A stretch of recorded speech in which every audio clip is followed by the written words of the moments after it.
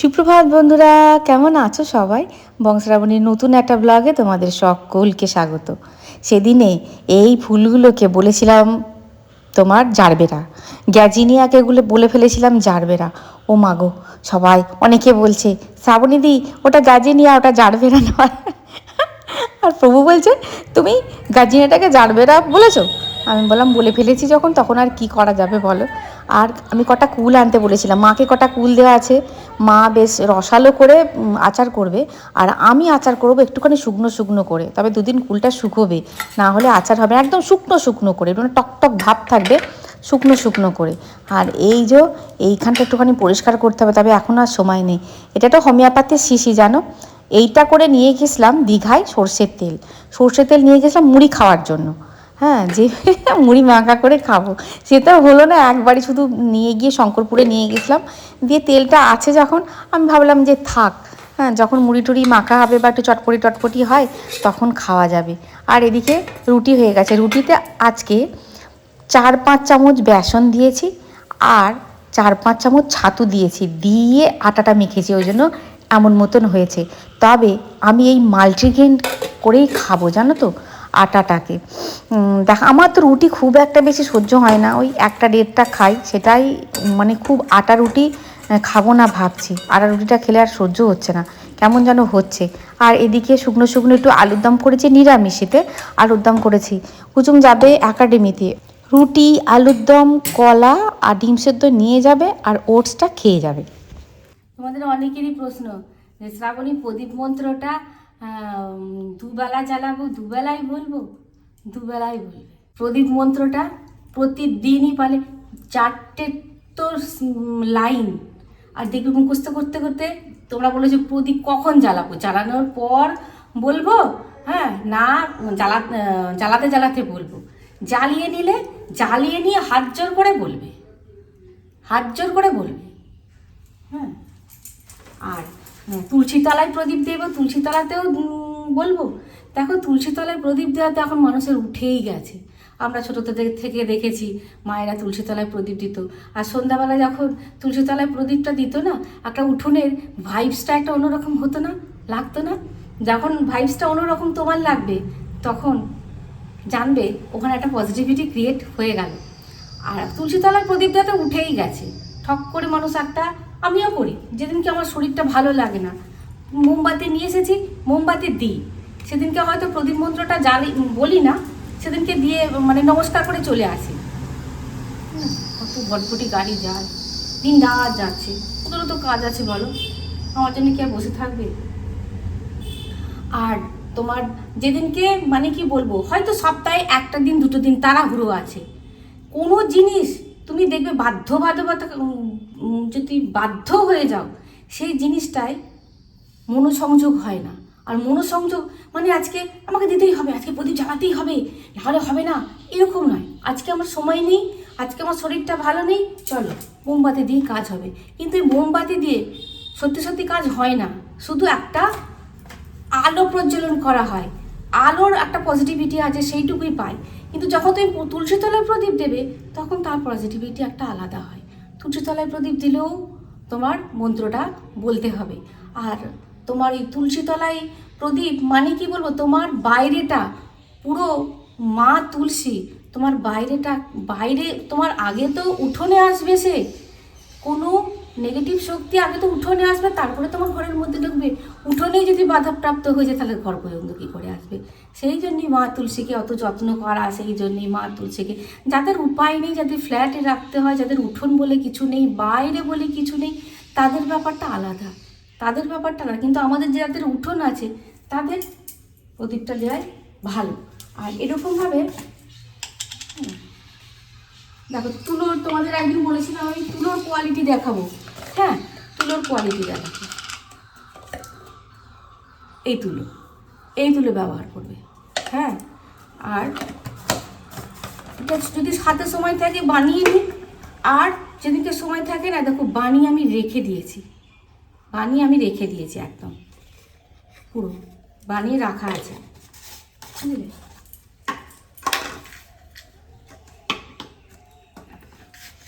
প্রদীপ জ্বালিয়ে নিলে পুজোর আগেই প্রদীপ জ্বালিয়ে নেবে। প্রদীপ জ্বালিয়ে নিলে, জ্বালিয়ে নিয়ে এইবার প্রদীপের কাছে হাত জোর করে নমস্কার করবে।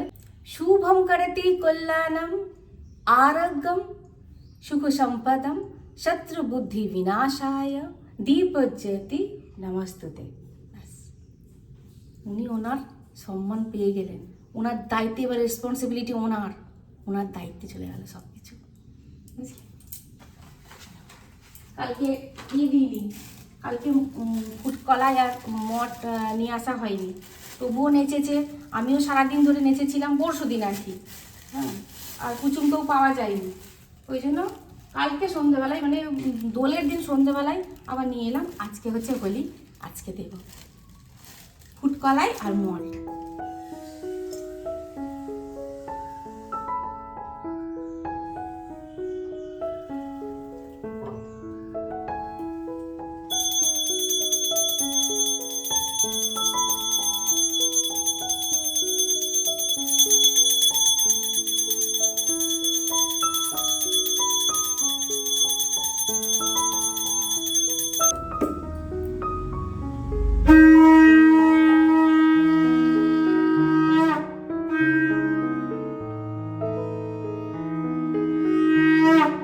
দ্বিতীয় দফা রান্না শুরু করে দিয়েছি, ভাত চাপিয়ে দিয়েছি, আলুর দম করেছিলাম। কড়াটাটুখানি পরিষ্কার করে নেবো, এই কড়াতেই রাখবো, কেননা বিশেষ কিছু রাখবো না।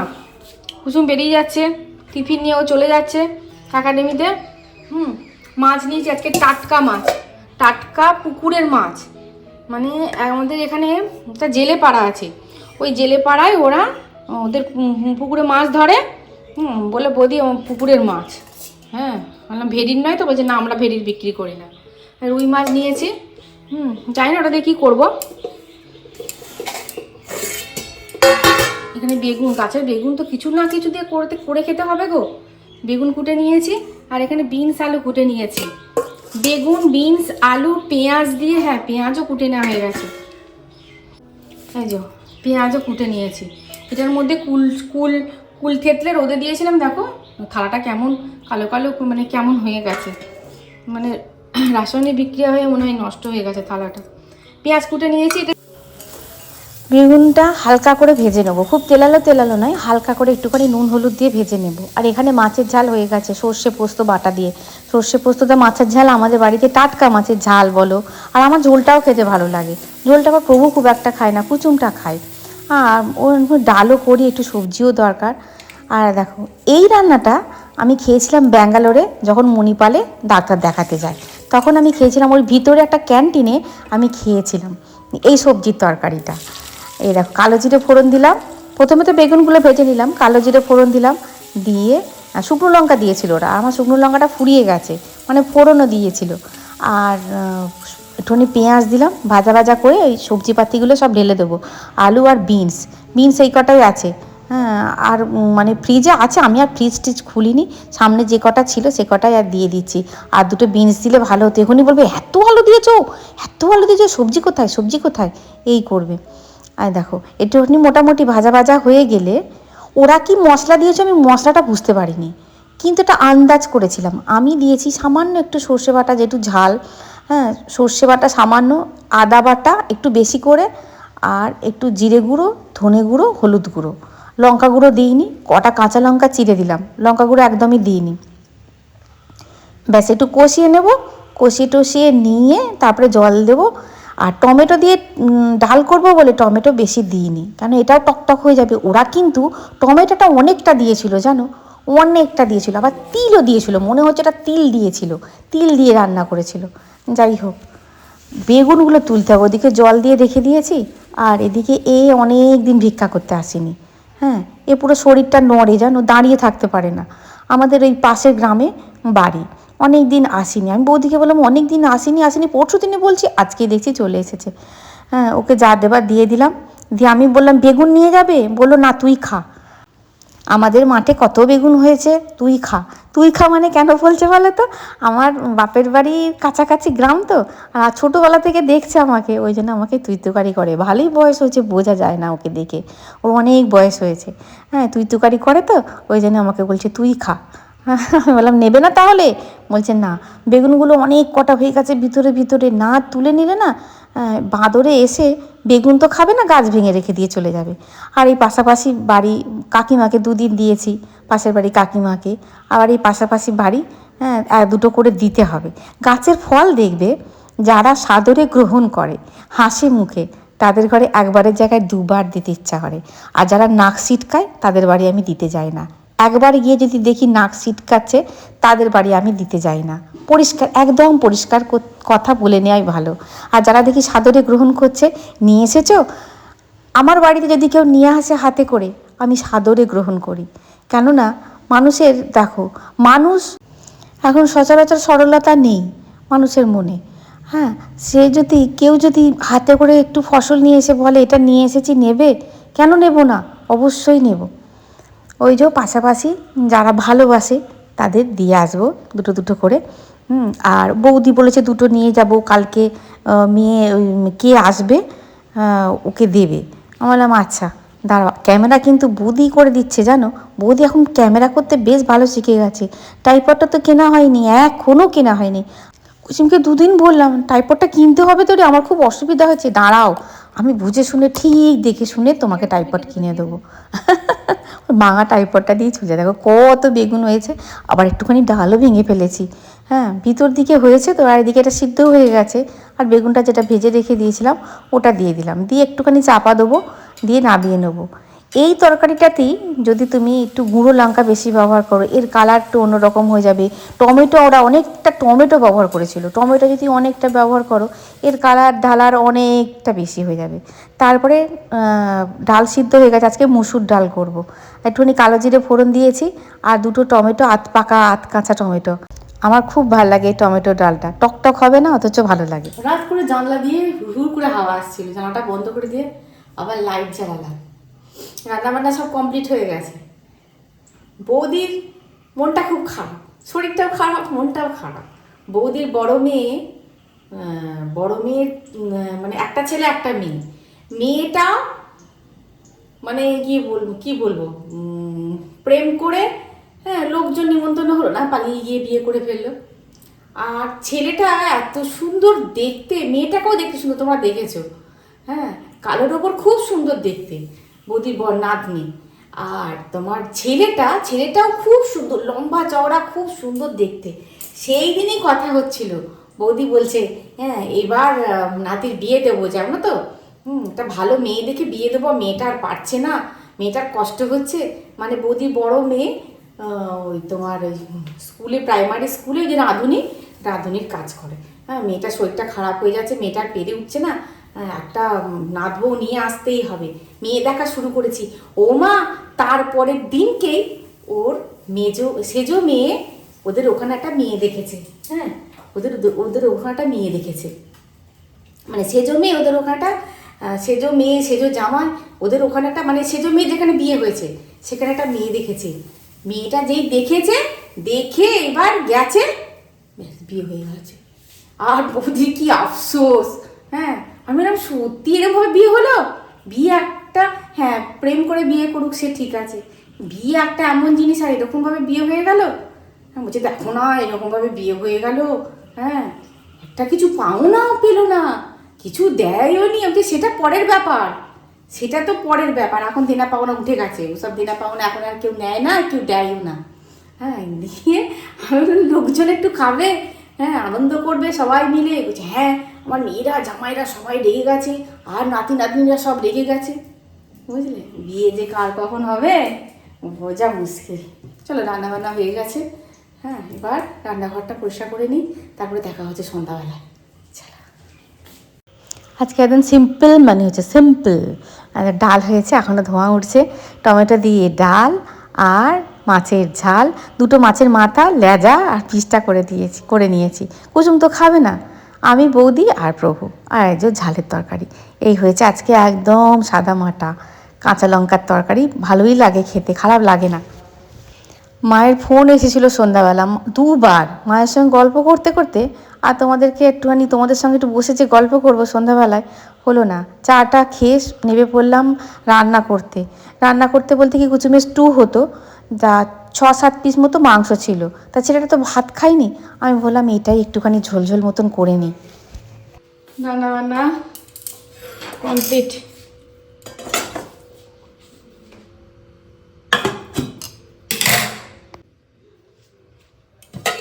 দিনের বেলাকার অবশিষ্ট একটুখানি ডাল আছে, আমার হয়ে যাবে। আমি রাত্রিবেলা মাংস খাবো না, ডাল একটু অল্প সবজি তরকারি আছে, আর পাতলা পাতলা অল্প একটুখানি চিকেনের ঝোল, ওদের হয়ে যাবে, ভালোভাবেই হয়ে যাবে। আলু খেতে ভালোবাসে, 4-5টা আলু দিয়েছি, 3টে 4টে 5টা 6টা আলু দিয়েছি, এইটুকু মাংস 6টা আলু খেতে এত ভালোবাসে। ব্যাস এর কাছে রান্না, এবার রান্নাঘরটা পরিষ্কার করে নিলে ছুটি। রাত্রে নিরামিষ রান্না হলে দেখবে তাড়াতাড়ি করে রান্নাঘর পরিষ্কার হয়ে যায়।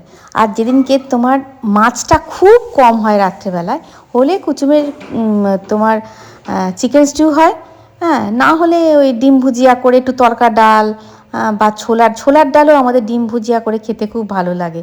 হ্যাঁ, মানে আমি খেতে ভালোবাসি না, ওরা খেতে ভালোবাসে। দিনের বেলাকার দেখলে তরকারি অল্প অল্প তরকারি ছিল, ওটা দিয়ে আমার খাওয়া হয়ে গেছে। আর ওরা বললো পাতলা পাতলা মাংসের ঝোলটা বেশ ভালোই হয়েছে। ব্যাস এদিকে রান্নাঘর পরিষ্কার করে নেবো, পরিষ্কার করে নিয়ে রান্নাঘর একটুখানি মানে কি বলবো, ওই একটুখানি সানলাইট ছড়িয়ে দিয়েছি, ছড়িয়ে দিয়ে, হ্যাঁ, এক সময় জানো তো ভিমবার লিকুইডও আমি দিয়ে রান্নাঘর পরিষ্কার করে নিই। ভালো করে রান্নাঘর মেজে ঘষে ব্যাস পরিষ্কার করে নেবো, হ্যান্ড ওয়াশ দিয়ে ধুয়ে নেবো, রান্নাঘরের কাজ মোটামুটি শেষ। একজন জিজ্ঞাসা করেছিল মা লক্ষ্মীর খাবার আমি ভাত রান্না করি কী রাখবো। আমি অনেকবার বলে দিয়েছি ড্রাই ফ্রুটস রাখবে, ছোট ছোট কৌটো করে ওগুলোই রাখবে, বিস্কুট রাখবে, ওইগুলোই তো পাখিতে ভালো খায়, গরুতেও খায়। আজকে যেমন আমার ভাত হয়েছে, ভাত রাখবো না, ওই ড্রাই ফ্রুটসই রাখবো, পরের দিন দিয়ে দেবো পাখিকে।